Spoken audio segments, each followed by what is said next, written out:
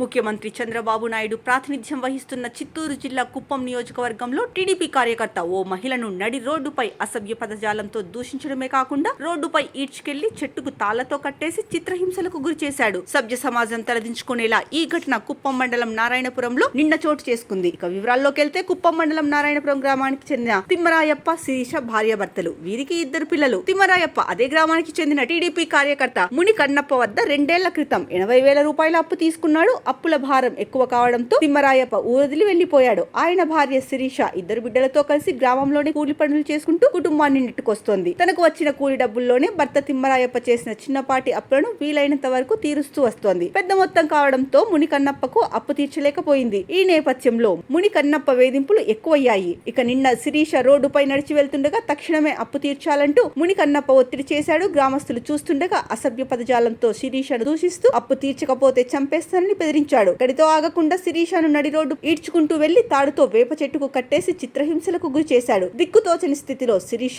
అలాగే నరకం అనుభవించింది. ఈ విషయం తెలుసుకున్న కుప్పం పోలీసులు గ్రామానికి చేరుకొని శిరీషకు కట్లు విప్పి వివరాలు సేకరించారు. టీడీపీ కార్యకర్త ముని కన్నప్పను అదుపులోకి తీసుకుని బిఎన్ఎస్ సెక్షన్లు 341, 323, 324, 506, 34 కింద కేసు నమోదు చేశారు. ఇక కుప్పంలో లా అండ్ ఆర్డర్ విఫలమైందని వైఎస్ఆర్సీపీ ఎమ్మెల్సీ భరత్ మండిపడ్డారు. కుప్పంలో టీడీపీ నేతలు అరాచకాలకు పాల్పడుతున్నారు. మహిళలపై ఇష్టారాజ్యంగా దాడులు చేస్తున్నారు. చిన్న పిల్లాడు ఏడుస్తున్నా కూడా కనికరించలేదు. నారాయణపురంలో ఈ అనాగరిక ఘటన జరిగింది. కుప్పంలో పచ్చ మాఫియా దౌర్జన్యం చేస్తోంది. పోలీసులు కూడా బాధితులపైన కేసులు పెడుతున్నారు. కుప్పంలో మహిళా అధికారులకు కూడా భద్రత లేదని భరత్ ఆగ్రహం వ్యక్తం చేశారు. ఇక ఈ ఘటనపై ముఖ్యమంత్రి చంద్రబాబు నాయుడు ఆగ్రహం వ్యక్తం చేశారు. మహిళపై దాడి చేసిన వారిపై కఠిన చర్యలు తీసుకోవాలని పోలీసులను ఆదేశించారు.